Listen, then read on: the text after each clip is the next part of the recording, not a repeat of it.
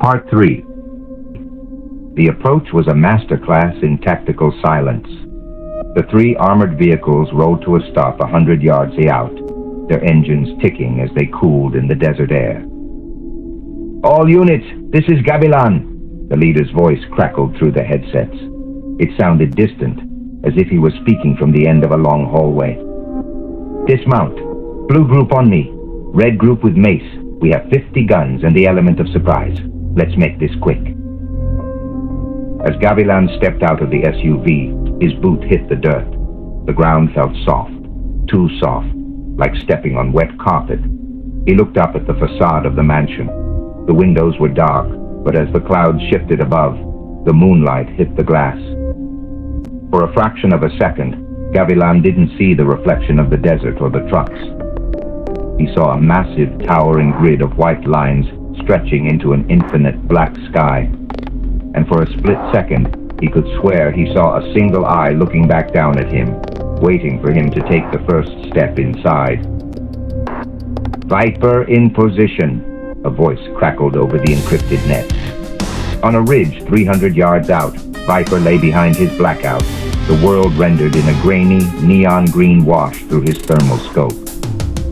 "I have 2 sentries on the north gate, smoking, careless. I have the shot." "Take them," Gavilan commanded. 2 soft puffs of suppressed fire echoed in the distance. On the monitors held by Ghost and Wraith, the 2 heat signatures slumped over like discarded rags. "Gate is open. Move," Mace whispered. The squad flowed over the perimeter wall like a dark liquid. They moved in V formation, clearing the outer garden with the mechanical efficiency of a machine. This was the world Gavilan understood. The weight of the carbine, the smell of damp earth, the suppressed breathing of his team. "Contact West Terrace," Cuchillo hissed. The silence shattered. Muzzle flashes blossomed from the ornate balcony of the hacienda. A hail of lead chewed into the dirt around Gavilan's feet. "Suppressive fire, Sapo, talk to them," Mace yelled. Sapo didn't hesitate. He stepped into the open, his SAW roaring as it spat a stream of tracer fire that shredded the stone balustrade above. The rival Sicarios screamed, human screams wet and terrified, as they were knocked backward by the sheer kinetic force. "Sanchez, Diaz, flank left," Gavilan ordered, pointing to 2 of the outer circle soldiers. The 2 men peeled off, sprinting toward a side entrance. They were good soldiers, veterans of a dozen turf wars, but as they reached the heavy oak door, a hidden gun port slid open. A burst of fire caught Diaz in the throat. He went down without a sound, his lifeblood spraying black in the night vision goggles of his comrades. Sanchez hesitated, turning to his friend, and a second burst caught him square in the chest, punching through his ceramic plate. "Man down! Diaz and Sanchez are out," Rico shouted over the comms. "Keep pushing," Gavilan roared, his blood pumping with the familiar icy adrenaline of combat. "Tortuga, the door!" Tortuga charged forward, his massive frame hunched behind his ballistic shield. Bullets dinged off the metal like hailstones. He reached the door, planted a breaching charge, and turned away. Boom. The heavy oak was reduced to splinters. Gavilan was the first through the smoke, his weapon raised. He entered the foyer in a blur, dropping a rival gunman who was fumbling with a jammed AK-47. Inside, the hacienda was opulent. Gold leaf frames, marble floors, and the smell of expensive cigars. The rivals were fighting hard, retreating up the grand staircase, shouting curses and calling for reinforcements. They bled red and they died when hit with lead. This was all the reassurance Gavilan needed. Any unease he felt fell with every drop Sicario. Gavilan stepped over a corpse, his boots sticking slightly to the marble. He looked back at his team. Mace was directing the fingers, and with surgical precision. Ghost and Wraith were already trying to set up a local relay in the courtyard. Sapo was reloading, his face a mask of sweat and gunpowder. Everything was going as usual. 50 elite against a disorganized 100. They had lost 2, but they were taking the ground. Then, from behind cover, Gavilan caught sight of Lucho, and the uneasy feeling he thought he was past just moments prior returned. The boy was standing in the middle of the foyer, completely ignored by the chaos.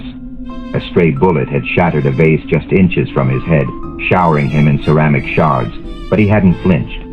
He wasn't looking at the gunman. He wasn't looking at the bodies that lay sprawled, death masks in full display. Lucho was looking up, a faint, unsettling smile playing on his lips. He looked like a man watching a curtain rise at the theater. "Rico," Gavilan muttered into his comms, his eyes never leaving the boy. "Check the thermal on the floor above us again." "Still static, boss," Rico replied, his voice sounding tighter than before. "And that's not the weird part. I'm looking at the bodies we just dropped. They aren't showing any heat.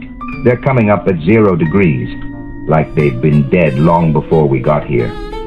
Gavilan looked at the sicarios he had just shot. The blood was still pooling, steaming slightly in the cool night air. It was physically impossible for it to be cold. The reality of the mission was a physical weight in Gavilan's mind. Viper saw heat. He'd sat on that ridge and confirmed 100 living, breathing bodies. Now Rico was looking at the same men, freshly killed, blood still steaming, and seeing absolute zero. It was a paradoxical. It meant something was off. Gavilan just didn't know what. As the rounds of Gavilan's men slowed and came to a cease, and the fleeing sicarios were out of sight, Gavilan started check ammo, plates, and body. "Stay sharp," Gavilan whispered, more to himself than the team. "We move to the second floor. Secure the product," his voice sounding thinner to his own ear, as if the air in the foyer was being sucked out. The fingers formed a tight stack. Tortuga led with the shield, his breathing heavy and rhythmic. Mace was at Gavilan's shoulder, her eyes darting toward the shadows that seemed to pool in the corners of the grand staircase like spilled ink. They began to climb. The staircase was a sweeping double helix of dark mahogany. 1 flight, 2. Gavilan counted the steps, professional habit. By step 24, they should have reached the landing. But as they turned the corner, the staircase just kept going. "Boss," Cuchillo whispered, his hand tapping his carbine, "how big is this house?" "Focus on your feet or where your eyes should be, kid," Tortuga grunted, though he too looked slightly troubled. The air was getting colder, not the chill of an air conditioner, but the dry, dead cold of a cellar that hadn't been opened in a century. Gavilan looked over the railing. The foyer below was shrouded in a gray haze. He could see the bodies of the rivals they'd just killed. But something was wrong. From this height, the blood pooling on the marble didn't look like a mess. It looked like a map, a series of dark, jagged lines connecting the corpses in a perfect pattern. "Keep climbing," Gavilan ordered, clenching his jaw at their current predicament. Part 4. They reached the next landing. Gavilan kicked the double doors open, expecting the luxury of the master suites. He stopped. The entire squad stalled behind him, a collective intake of breath hissing through their teeth. They weren't on the second floor. They were standing in foyer. Again. The heavy oak doors that had been blown open minutes ago was charred and splintered, only now noticeable in the returning foyer light. The smoke from the breach was still hanging in the air, thick and acrid. "What the hell?" Rico gasped, his thumb frantic on his tablet. "GPS says we're 50 feet up. My altimeter says we climbed 3 stories, but we're back at the start." "This doesn't make any sense," Mace hissed, her eyes wide, though she was already checking the foyer's corners. "They're using some kind of gas? Hallucinogens?" Gavilan didn't answer. He walked toward the center of the room, the bodies of Diaz and Sanchez. His men. They were lying exactly where they had fallen. But as Gavilan got closer, the discrepancy hit him like a physical blow. Diaz was lying face down, just as he had been. But the tactical vest he was wearing, the one Gavilan had personally approved, wasn't nylon anymore. It looked like it was made of woven human hair, and the blood around his head wasn't red. It pulsed with a faint silver glow, thick as honey. "Don't touch them," Padre whispered, clutching his medic's bag as if it were a shield. "Those aren't our boys. Look at their hands." Gavilan looked. Diaz's hands, protruding from his sleeves, had too many joints. His fingers were long, spindly, and ending in blunt, ivory-colored tips. "Boss," Viper's voice crackled over the comms, but it sounded distorted, like he was speaking through water. I'm looking through the scope. I see you. I see the squad in the foyer, but I also see you on the roof and in the garden. You're everywhere, Jefe." Viper's voice faded in Gavilan's head as he looked forward at the staircase. Lucho was sitting on the third step, leaning his head against the banister. He was watching Gavilan with what appeared to be a terrible pity. "The staircase doesn't go up, Lieutenant," Lucho said softly. "It goes in. You're trying to move through space. You should be trying to move into thought." He finished. Suddenly the front door, the one they had blown to hell, slammed shut. But it didn't just close. The wood seemed to grow, fibers stitching together across the frame until the door was gone, replaced by a smooth, seamless wall of white stone. "Rico," Gavilan said, his voice a ghost of itself. "Start looking for an alternative exit now." Rico looked down and switched his screen. It should have shown a 3D layout of the hacienda. His face went pale. "The layout of the hacienda, boss. The hacienda. It's not right. It's not what was here when I last looked at it. It's changed completely, and I don't see any exits." Behind them, the dead rivals began to twitch, not with the spasming of a dying man, but with the rhythmic, synchronized grace of a choreographed dance. They began to stand up, all together. Their eyes weren't looking at the squad. They were looking at the space between the soldiers, as if they were seeing the air itself begin to tear. The tactical math was no longer subtraction. It was a division of reality. Gavilan keyed his mic, his voice tight with a cold, vibrating urgency. "Viper, abandon the ridge. The exterior is a lie. Get in here now. I need eyes on the ground. The thermal is useless. The GPS is a ghost. Move." "Boss, the perimeter is..." Viper's voice started, then dissolved into a screech of static that sounded like a choir of cicadas. "Moving! I'm moving!" Inside the foyer, the reset erupted into a frenzy of meat and madness.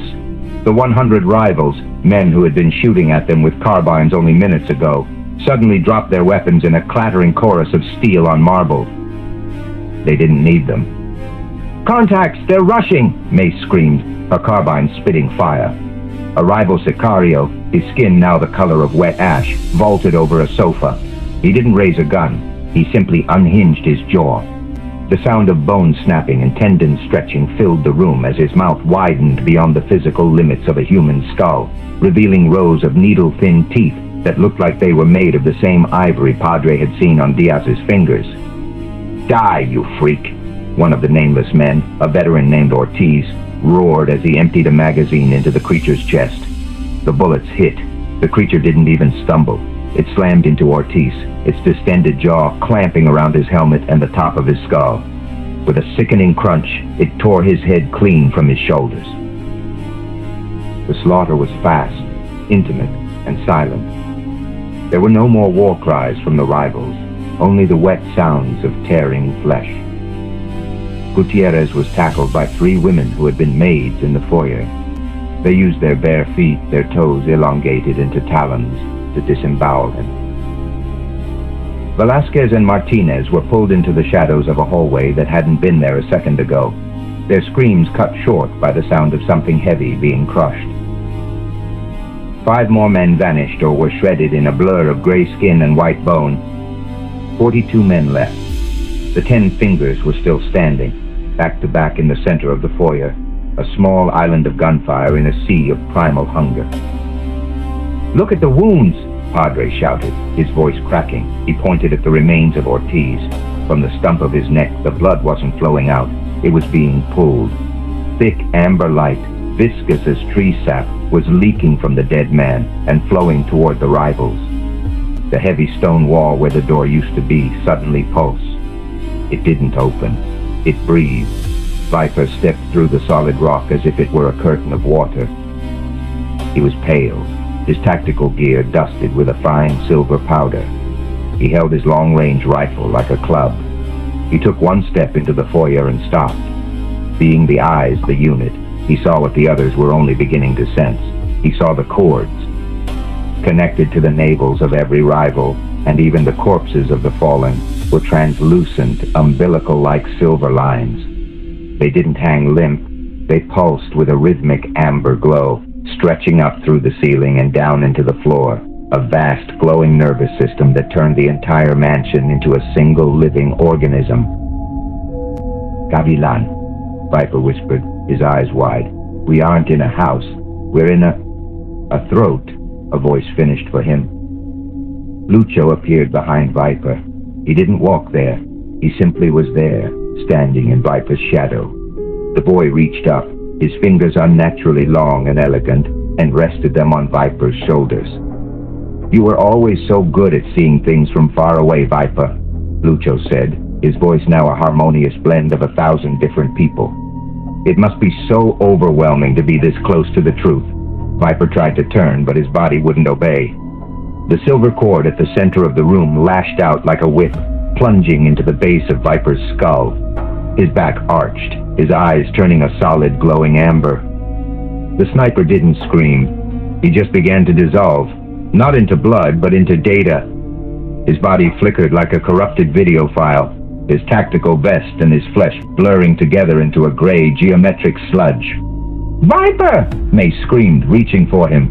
Gavilan grabbed her arm, pulling her back. "That's not him anymore, Mace! Look at his face!" The thing that had been Viper turned around. The face was the same, but the expression was one of total, hollow peace. He looked at Gavilan and smiled. It was the same smile Lucho had. "The ridge was so lonely, boss," the Viper thing said, its voice perfectly mimicking his old gravelly tone, but without the soul. "But in here, in the idea, I can see everyone. I can see what you're going to think next." He dropped his rifle. He didn't need it. He reached out a hand toward Rico, and the silver cords in the room began to hum a low, vibrating frequency that made the soldier's ears bleed. "9 fingers left," Lucho whispered, standing behind the new Viper. "The sequence is almost complete.